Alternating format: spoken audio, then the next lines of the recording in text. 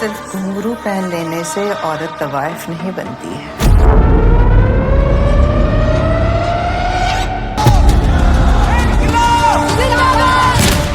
Hello friend, आज की इस वीडियो में आपको बताने वाली हीरा मंडी मूवी की स्टोरी के बारे में।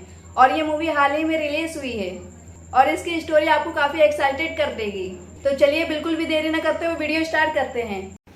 तो चलिए इस मूवी की स्टोरी की शुरुआत करते हैं। इस मूवी के पार्ट 1 में हमें बताया जाता है कि यह 1920 की बात है, जब अंग्रेजों का पूरे हिंदुस्तान पर शासन था।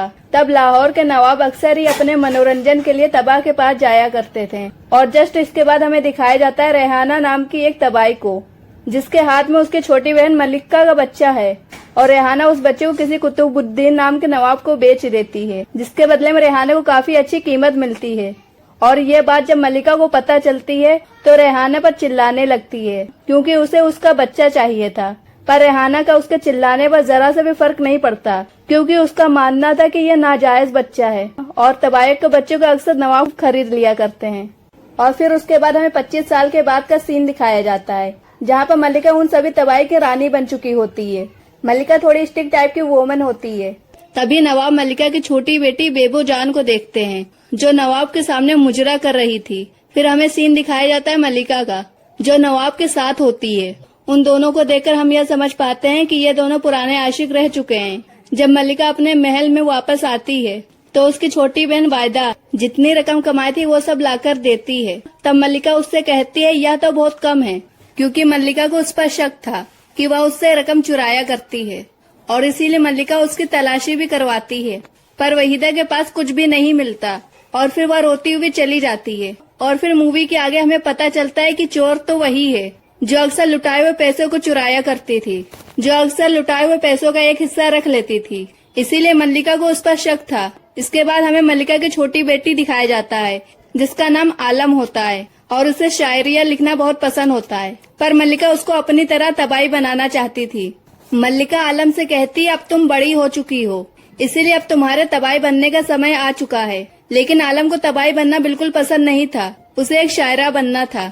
अगले दिन मल्लिका आलम की नत तवाई का ऐलान भी कर देती है। तब यह बात आलम अपनी दोनों बड़ी बहनों को बताती है कि वह तबाही बनना नहीं चाहती और उसके कुछ और ही सपने हैं।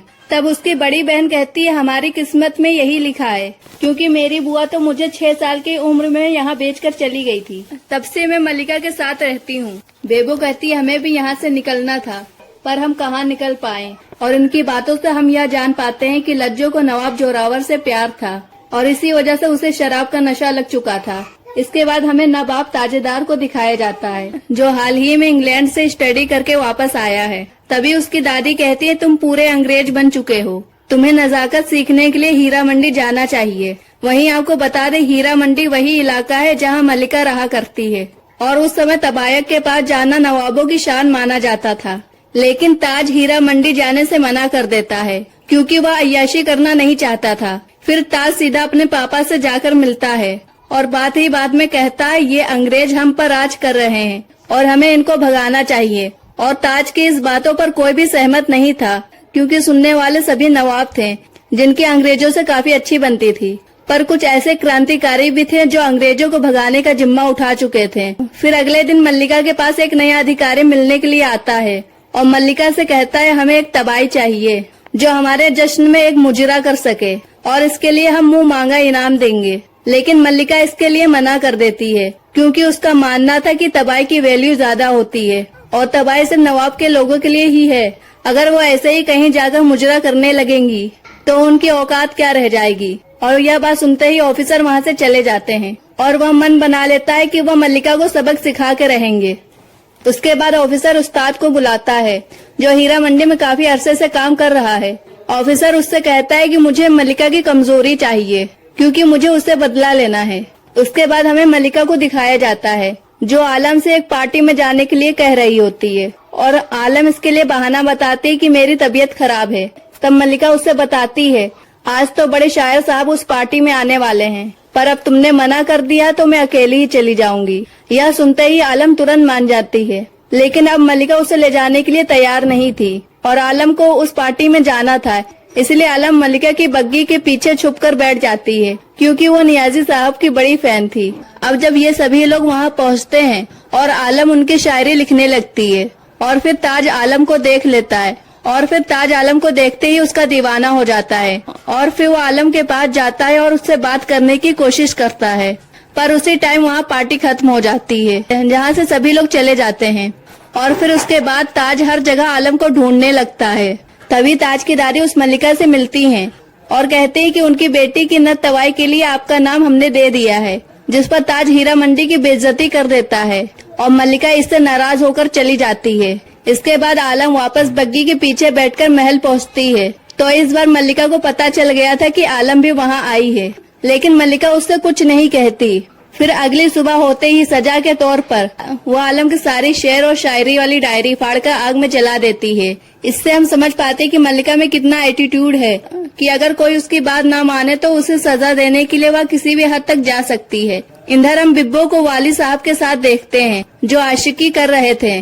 तभी एकदम से वाली साहब को जाना पड़ता है और वह बताते हैं कि शहर में कुछ बागी अंग्रेजों के खिलाफ धरने पर उतर आए हैं, इसीलिए आज अंग्रेज हो सकता है कि उन पर गोलियां चलवा दे, इसलिए हमें यह सब रोकने जाना पड़ेगा। उसके बाद भी वो सीधा आलम के साथ उसकी किताब दिलवाने ले जाती है, क्योंकि मल्लिका ने तो उसके सारी किताबों को जला दिया था। तब बुक स्टोर से यह लोग बुक खरीदते हैं और मौका देखकर बिब्बो बुक स्टोर के मालिक से अपनी एक खास किताब मांगती है, जो किसी भी हाल में किसी क्रांतिकारी तक पहुंचानी थी। अब उस किताब में ऐसा क्या था, ये तो हमें आगे ही पता चलेगा। और फिर बिब्बो वह किताब को लेकर आलम से बहाना बनाकर चली जाती है। फिर आलम अंदर जाकर शायरी वाली किताब ढूंढने लगती है।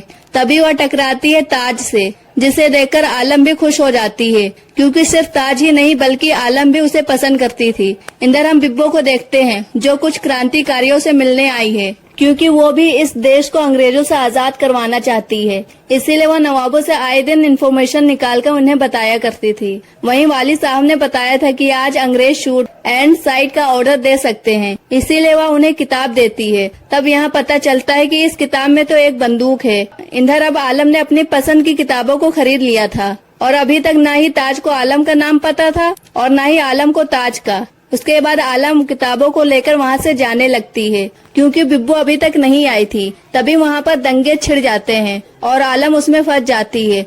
इसीलिए यह सब ख्वाबगह महल में जाते हैं, जहाँ रेहाना की मौत हुई थी।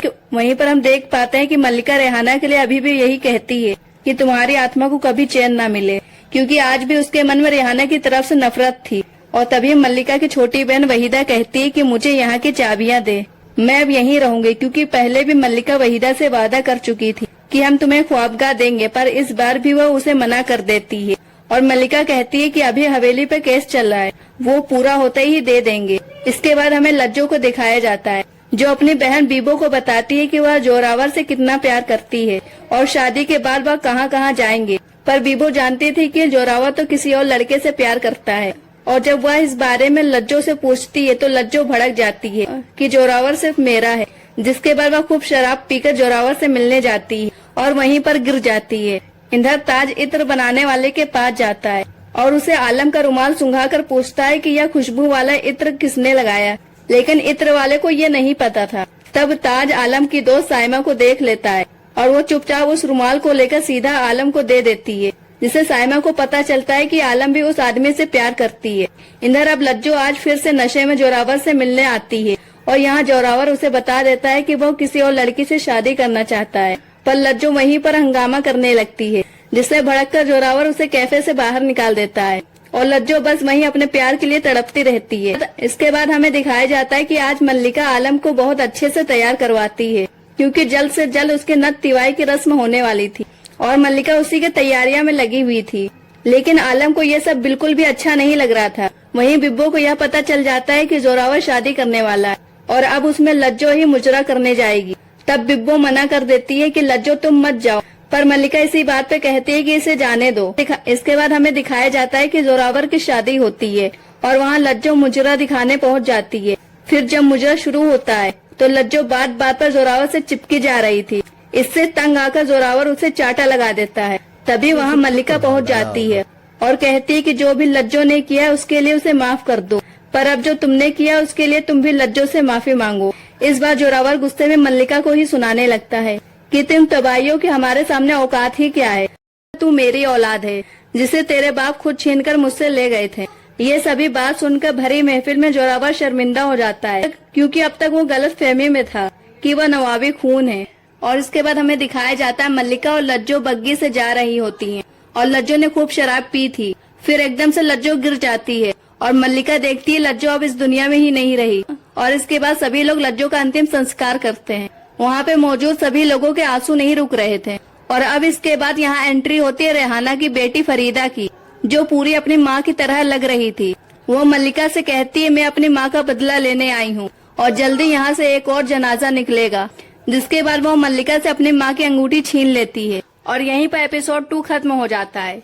फिर इसके बाद पार्ट 3 की शुरुआत होती है, जिसमें हम 25 साल पहले मल्लिका और जुल्फिकार को साथ में देखते हैं, जहां वही उनके पास आती है और कहती है कि रेहाना के नाम के 2 महल थे, एक शाही महल जिसमें आप रहती हैं और एक ख्वाब का महल। जो भी कि रेहाना के नाम के 2 महल थे, एक शाही महल जिसमें आप रहती हैं और एक ख्वाब का महल जो वीरान पड़ा है, इसीलिए आपको उसे मेरे नाम कर देना चाहिए। तब मल्लिका कहती है कि हाँ, मैं उसे तुम्हें सौंप दूंगी। वही वहीदा का कहना था कि आप इस पे दस्तखत कर दीजिए ताकि ऑफिशियल ये मेरा हो जाए। और इसी बात को लेकर यहाँ गर्मा गर्मी हो जाती है और जुल्फिकार गुस्से में उसी पेन से वहीदा के चेहरे पर वार करता है। यही निशान आज तक वहीदा छुपा कर रखती है, क्योंकि इस निशान से उसकी सुंदरता कम हो गई थी। और इसके बाद कहानी प्रेजेंट में आती है, जहाँ पर मल्लिका और वहीदा ख्वाबगाह के मामले के लिए कोर्ट जा रहे थे और ख्वाबगाह महल जिस नवाब का था उसने खुश होकर उसे रेहाना को दिया था और अब उस नवाब की डेथ हो गई है और उसकी डेथ के बाद उसके घर वाले ख्वाबगाह महल वापस मांग रहे हैं,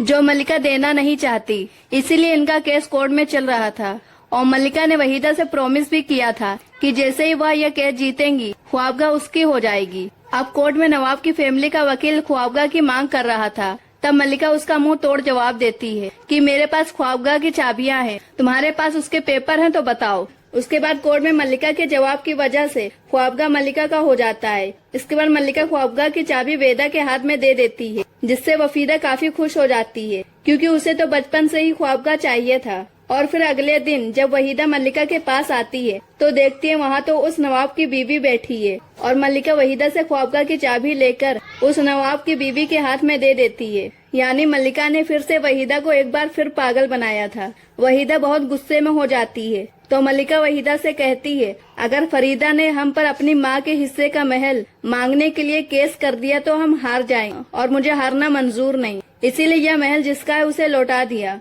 और वहीं रात को वहीदा आकर मिठाई बांटने लगती है कि ख्वाबगाह में नवाब की बीवी रहने आई है, क्योंकि ख्वाबगाह मल्लिका के महल के सामने ही था। इसीलिए जब यह लोग खिड़की से देखते थे तो पता चल जाता था कि नवाब की बीवी से यह महल फरीदा ने लिया है, जो देखकर मल्लिका के होश उड़ जाते हैं, क्योंकि फरीदा भी यहाँ पर कोई कच्ची खिलाड़ी नहीं थी। फिर अगले दिन फरीदा के पास उस्ताद जी आते हैं, जिन्हें पल पल की खबर रहती है और फिर इन दोनों के बीच खूब बातें होती हैं और उस्ताद जी फरीदा को मल्लिका की कमजोरी बताने लगते हैं कि उसकी बेटी आलम तो तबाही बनना ही नहीं चाहती है और सुना है उसे किसी और से मोहब्बत हो गई है। साथ ही वह उस्ताद कहता है कि हाल ही में अधिकारी अंग्रेज यहाँ पर आए थे और यह सब उस्ताद इसलिए बताता है क्योंकि वो भी मल्लिका से बदला लेना चाहता है। और फिर इधर हम आलम को देखते हैं, जो बुक स्टोर पर ताज से मिलने आई थी, क्योंकि उसे लग रहा था कि वो यहीं पर काम करता है, लेकिन इस स्टोर का मालिक बताता है कि वहाँ कोई नौकर नहीं है, बल्कि ताज एक नवाब है। आलम सोचती है कि ताज को अगर मिलना होगा तो मिल ही जाएंगे। यही ताज क्रांतिकारियों के ग्रुप में मिलता है, जहाँ हामिद नाम का एक आदमी लेक्चर दे रहा होता है और आगे क्या रणनीति अपनानी है वह बता रहा था। तब ताज उनके साथ ही मिल जाता है। इधर हम उस्ताद को देखते हैं, जो ख्वाबगाह में कुछ लड़कियों को लेकर आता है और ये तबाही का काम करेंगी। फिर उस्ताद फरीदा को ताज की फोटो दिखाकर कहता है मल्लिका ने इसी लड़की को सेलेक्ट किया है उसकी नत तबाही के लिए, पर वो लड़की यह बात नहीं जानती है। अगर आप इसको अपना बना ले तो मल्लिका को तगड़ा झटका लगेगा। लेकिन फरीदा कहती है कि अभी नहीं, पहले हम ताज और आलम को मिलवाएंगे, जिससे इनके बीच इश्क होगा और इश्क तो सब कुछ निकल जाता है। फिर उस्ताद बताता है कि बिब्बो जान के साहब वाली साहब है, जिन्हें वह बहुत पसंद करती है, उनका कुछ करना है। तभी फरीदा कहती कि हाँ, हमारा शिकार वाली साहब होंगे। इसके बाद आलम बिब्बो के पास आती है और वो उसे कहती है कि आपके साथ दावत पर हम भी चलेंगे। क्योंकि वाली साहब ने बिब्बो के लिए दावत रखवाई थी, जहाँ पर बड़े बड़े नवाब आते हैं। और आलम को लग रहा था कि शायद वहाँ ताज भी आएगा, क्योंकि उसे ताज से मिलना था। इसके बाद हम रात को वाली साहब को देखते हैं, जहाँ पर वाली साहब बिब्बो की खूब तारीफ कर रहे थे। तभी वाली साहब से मिलने फरीदा आ जाती है और फिर फरीदा वाली साहब से फ्लर्ट करने लगती है, जिसे देखकर बिब्बो को बिल्कुल भी अच्छा नहीं लगता। और बिब्बो समझ जाती है कि ये वाली साहब को मुझसे छीनने आई, इसलिए वो उन्हें माँ से अपने साथ ले जाती है। और इसके बाद फरीदा सीधा आलम से मिलने के लिए जाती है और बातों ही बातों में ताज का जिक्र करती है और कहती है अगर ताज से प्यार करती हो तो कल दरगाह पर दुआ मांगने आ जाना, ताज तुम्हारा हो जाएगा। जिस पर आलम ज्यादा कुछ नहीं बोलती। फिर जब उसे ताज दिखता है तो वह उससे बात करने के लिए चली जाती है। अब ताज और आलम यहाँ काफी सारी बातें करते हैं, अपने अपने पसंद की शेर और शायरी पढ़ते हैं, पर अभी भी इन्हें पता नहीं था कि कौन कहाँ रहता है। यहाँ तक कि इन्हें तो एक दूसरे का नाम भी नहीं पता था। इसके बावजूद इन्हें प्यार हो जाता है। इसके बाद फरीदा ताज से मिलती है और उससे आलम की बात करने लगती है। फिर वह कहती है अगर मैं तुम्हारी मुलाकात आलम से करवा दूं, और इस बात पर ताज को विश्वास नहीं होता। लेकिन फरीदा कहती है कि तुम दोनों की मुलाकात कल दरगाह में होगी, जो हीरा मंडी में है, कि उस तबाई के इलाके में उस शरीफ लड़की का क्या काम। पर फरीदा उसे यह नहीं बताते कि आलम एक तबाई की बेटी है, क्योंकि वह जानती थी कि इससे ताज शायद आलम से दूरी बना लेगा कर रही थी, क्योंकि वह फरीदा की बातों में आ गई थी। लेकिन काफी वेट करने के बाद भी ताज वहाँ पर नहीं आता और ये सब फरीदा देख रही थी। उसी वक्त वहाँ ताज आ जाता है, पर उससे पहले आलम उठकर फरीदा से मिलने पहुँच जाती है। अब फरीदा उससे कहती है कि जैसा मैंने कहा था वैसा ही हुआ, और देखो तुम्हारा ताज आ गया। तब आलम दूरबीन से ताज को देखकर उससे मिलने भागती है, लेकिन तब तक ताज वहाँ से जा चुका था। और उसके बाद फरीदा आलम से कहती है कि अब तुम उससे अगले हफ्ते ही मिल पाओगी। अब जैसा फरीदा ने कहा था वैसा ही आलम के साथ हुआ, और इसीलिए आलम को भरोसा हो जाता है कि फरीदा आलम के बारे में काफी कुछ जानती है।